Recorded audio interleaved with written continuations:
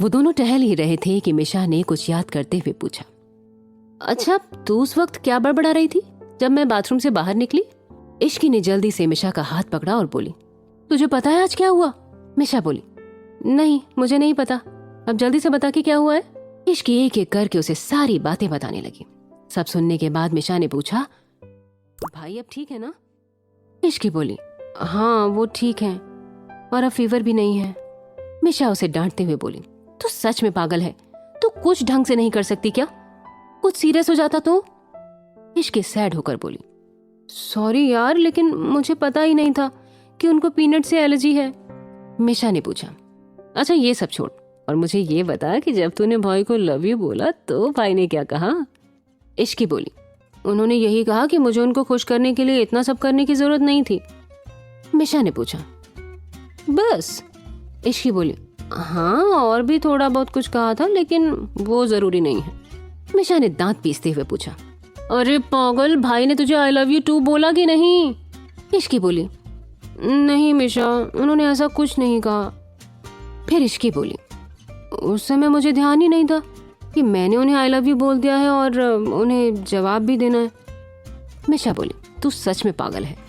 इश्की बोली, shut up, उसमें मेरी कोई गलती नहीं है। राजवीर को ध्यान रखना चाहिए था कि उन्हें भी मुझे रिस्पॉन्स करना है, अब मैं उन्हें नहीं छोड़ने वाली। मिशा इश्की को चढ़ाते हुए बोली, रहने दे तू, तेरे से कुछ नहीं होने वाला। इश्की बोली, तू चुप कर, मैं पहले की तरह उनसे डरती नहीं हूँ। इश्की ये बोलकर अपने रूम की तरफ चल दी।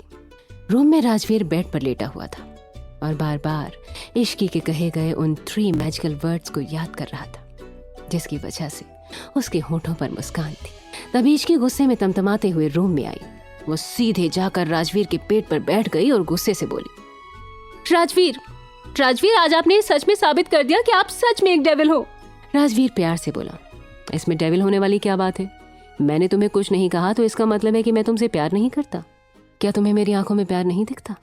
इश्की राजवीर पर से उठते हुए बोली, वो सब मुझे नहीं पता है, मुझे बस इतना पता है कि आपने मुझे मेरे आई लव यू का जवाब नहीं दिया। आपको पता है आपके ऐसे रिएक्शन की वजह से कभी कभी मुझे लगता है कि मैं आपका सिर फोड़ दूं। राजवीर साइड टेबल से एक वास उठाकर इश्की को देते हुए बोला, ये लो फोड़ दो मेरा सिर। इश्की हैरान होकर बोली, हाँ क्या आप ना सच में अनरोमांटिक हैं, लड़ाई का सारा मूड खराब कर दिया। राजवीर इश्की के गाल को खींचते हुए बोला, वो इसलिए क्योंकि मुझे मेरी प्यारी सी छोटी सी वाइफ से लड़ाई नहीं करनी। फिर राजवीर आगे बोला, और रही बात प्यार की तो तुम मेरी दिल की धड़कन हो और धड़कन को ये बताने की जरूरत नहीं है कि वो दिल के लिए कितना जरूरी है। अगर धड़कन एक बार रुक जाए तो दिल और बॉडी में भला जान कहाँ रहती है। राजवीर की बात सुनकर इश्की बड़े प्यार से राजवीर को देखने लगी। फिर इश्की बोली, अगर आप मुझे इतना ही प्यार करते हैं तो कभी कुछ रोमांटिक क्यों नहीं करते? आपको पता है मेरे क्लास में कितनी लड़कियां हैं जिनके बॉयफ्रेंड उनके लिए क्या क्या नहीं करते। राजवीर शरारत से बोला, मैं रोज किस करता हूँ, क्या वो रोमांटिक नहीं होता? इश्की गुस्से से बोली, राजवीर। राजवीर बोला, अच्छा ठीक है, मैं तुम्हारी हर एक विश पूरी करूंगा। तुम एक काम करो, तुम मुझे एक बकेट लिस्ट बना कर दो कि तुम क्या क्या करना चाहती हो और मैं उसे एक एक करके पूरा करूंगा। इश्की बोली, लिस्ट बनाने की क्या जरूरत है, बॉयफ्रेंड तो अपनी गर्लफ्रेंड को सरप्राइज देते हैं, आप भी वही करिए। राजवीर बोला, वो जो करते हैं करने दो, लेकिन मैं तुम्हारी हर विश पूरी करना चाहता हूँ जो तुमने अपने हस्बैंड के बारे में सोचा होगा, और जब तक मुझे इस बारे में नहीं पता चलेगा मैं उसे पूरा कैसे करूंगा। इश्की चहकते हुए बोली, अच्छा ठीक है, मैं आपको एक लिस्ट देती हूँ जिसे मैंने तब बनाया था जब मैं सिर्फ 15 साल की थी। राजवीर बोला, व्हाट, तुमने 15 साल की उम्र में ही लिस्ट बना ली थी? इश्की बोली, जी हाँ, मैंने एक मूवी देखी थी, उसमें हीरोइन भी ऐसा ही करती है, तो मैंने तभी लिस्ट बना ली थी। और इसमें कौन सी बड़ी बात है, लड़कियों का माइंड लड़कों के कंपैरिजन में जल्दी ग्रो करता है और वो अपने फ्यूचर के बारे में जल्दी सोचती हैं, तो मैंने भी वैसा ही किया। राजवीर बोला, अच्छा ठीक है, तो तुम मुझे भी वही लिस्ट ला कर दे दो, मैं उसी के अकॉर्डिंग तुम्हारी विश को पूरा करूंगा। इश्की राजवीर को वार्न करते हुए बोली, वो लिस्ट तो मैं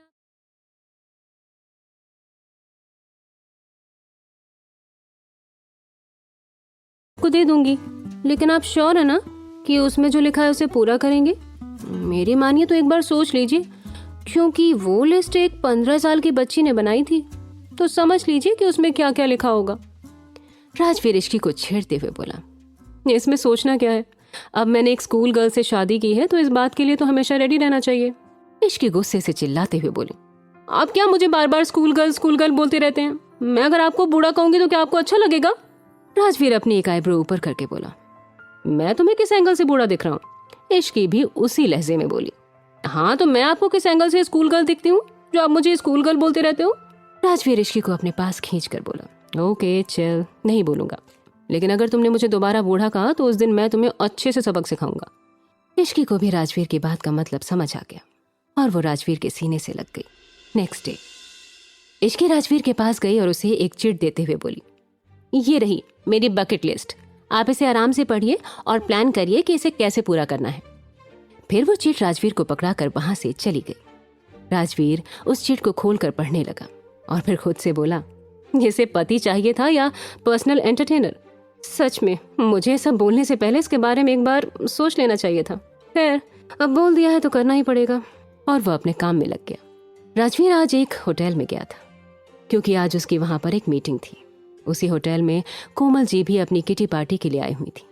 कोमल जी अपने प्राइवेट रूम से निकलकर वॉशरूम गई। जैसे ही वो बाहर निकली, उनकी नजर एक आदमी पर गई जिसे देख कर के वो बहुत पैनिक करने लगी और वहीं पर बेहोश हो गई। तभी उन पर समर की नजर पड़ी और वो राजवीर से बोला, सर वो देखिए, वो तो बड़ी मैम लग रही हैं। समर की बात सुनकर राजवीर ने उस तरफ देखा जहां पर कोमल बेहोश होकर गिरी हुई थी। राजवीर अपने कदम आगे बढ़ाते हुए उनके पास गया और उन्हें होश में लाने की कोशिश करने लगा, लेकिन कोमल को होश नहीं आया तो राजवीर समर को देखते हुए बोला, जल्दी से पानी लेकर आओ। राजवीर का ऑर्डर सुनते ही समर पानी लेकर आया और राजवीर को दे दिया। राजवीर ने कोमल के चेहरे पर पानी के छींटे मारे। थोड़ी देर के बाद कोमल को होश आ गया और वो फिर से डरने लगी। तभी उनके कानों में राजवीर की आवाज आई, आप ठीक तो हैं? आपको क्या हुआ था जो आप ऐसे बेहोश हो गई? कोमल ने जैसे ही राजवीर को देखा, उन्होंने राजवीर का हाथ पकड़ लिया और उससे बोली, मुझे घर जाना है, तो मुझे प्लीज घर छोड़ दो।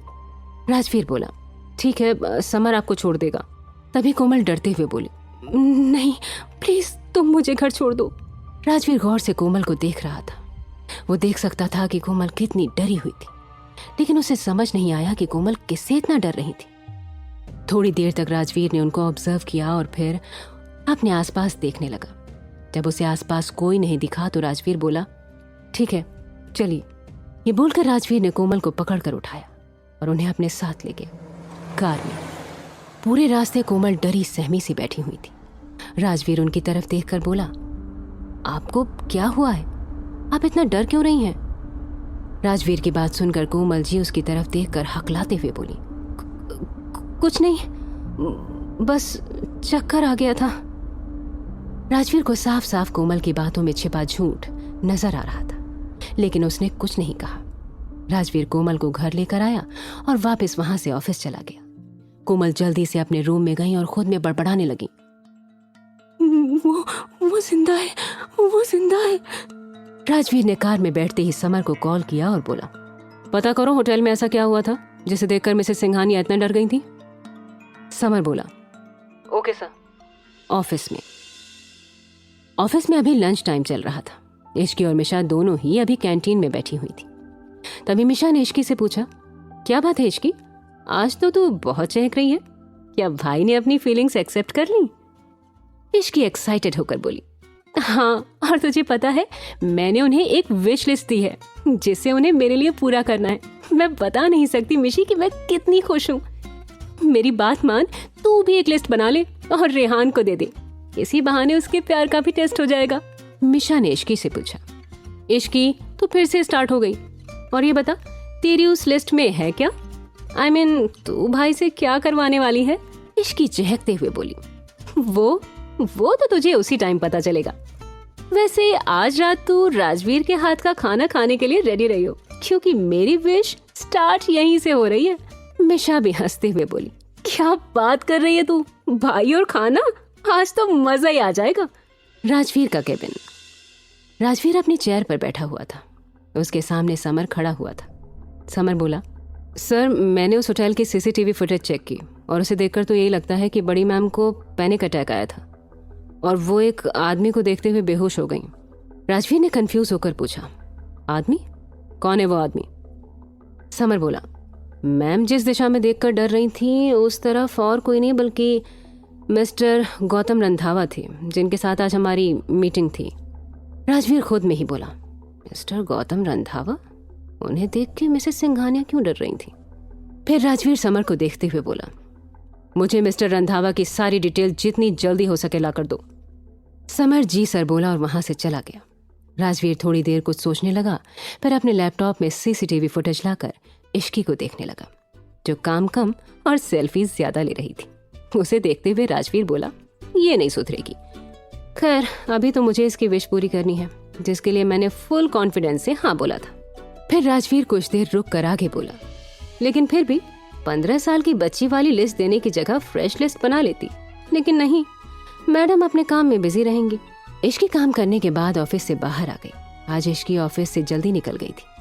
उसने मिशा को भी कुछ नहीं बताया था। इश्की सीधे एक कैफे में गई जहां पर रेहान उसका